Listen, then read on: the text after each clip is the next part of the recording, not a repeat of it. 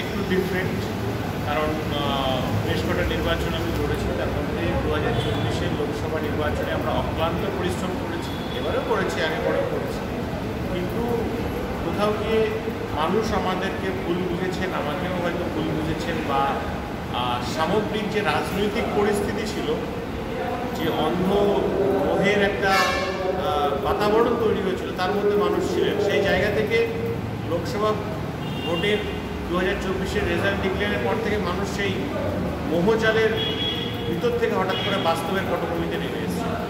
মানুষ এখন বুঝেছেন মমতা ব্যানার্জি উন্নয়নের কাণ্ডারি। আগামী 20-25 বছর তৃণমূল কংগ্রেস সাধারণ মানুষের জন্য পশ্চিমবঙ্গে কাজ করবেন, অভিষেক ব্যানার্জি, মমতা ব্যানার্জি কাজ করবেন। সেই জায়গায় দাঁড়িয়ে এবারের ইলেকশনটার অভিজ্ঞতা একটু অন্যরকম। আমরা যথেষ্ট চেষ্টা করেছি মানুষের কাছে ডোর টু ডোর করার, মানুষের কাছে যাওয়ার, সভা সমিতি করার। আমরা স্ট্রিট কর্নারিংয়ের উপর জোর দিয়েছি।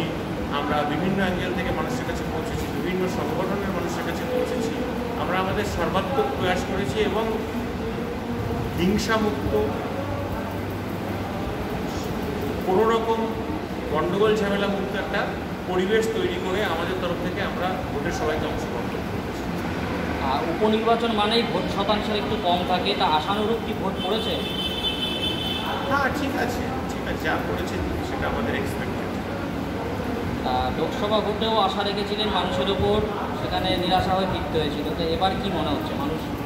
দেখুন, গণদেবতা তারাই আমাদের জেতাবেন এবং আশাবাদী যে মানুষ আমাকে ভালোবাসেন, পার্টিকে ভালোবাসেন, মমতা ব্যানার্জি, অভিষেক ব্যানার্জিকে ভালোবাসেন। যারা লোকসভাতে ভোট দিতে পারেননি, আবেগবশত, একটা ভুল ধারণাবশত, একটা ভুল রাজনৈতিক পরিবেশের মধ্যে আবিষ্ট হয়ে তারা ছিলেন, সেই জায়গায় দাঁড়িয়ে অনেকেই আমাকে ফোন করেছেন। অনেকেই যারা বাড়ি বাড়ি এসছেন, তারা সবাই বলেছেন যে বাবা, আমরা লোকসভাটা করতে পারিনি, আমরা অনুতপ্ত, আমরা এরকম একটা অপদার্থ, মেয়েবাজ, লম্পট, একটা চরিত্রহীন, যা মানুষের যে কাজ করে না, ধোঁকাবাজ একজন এমপি জগন্নাথ সরকারকে আবার জিতিয়েছি।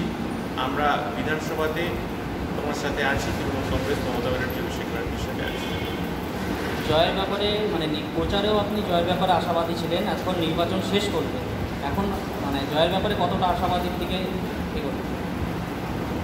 অবশ্যই ভোট হয়েছে, আমার ভালো লাগছে যে মানুষ শান্তিপূর্ণভাবে ভোট দিয়েছে, কোনো অস্থিরতা আমাদের পক্ষ থেকে তৈরি হয়নি। অন্যদিকে দাঁড়িয়ে যদি আপনি দেখেন যে বিজেপি এবং এখানে যারা বিজেপির উগ্র হিন্দুত্বের দালাল রয়েছেন, যারা সনাতন ধর্মের মূল যে চিন্তাভাবনা, ফান্ডামেন্টাল থটস অফ সনাতন ধর্ম, তার বিরোধী, তারা বলতে খারাপ লাগছে ইউপি, বিহার থেকে বজরং দলের গেরুয়া জঙ্গিদেরকে এখানে নিয়ে এসে একটা বিশৃঙ্খলতার পরিবেশ তৈরি করার চেষ্টা করছে।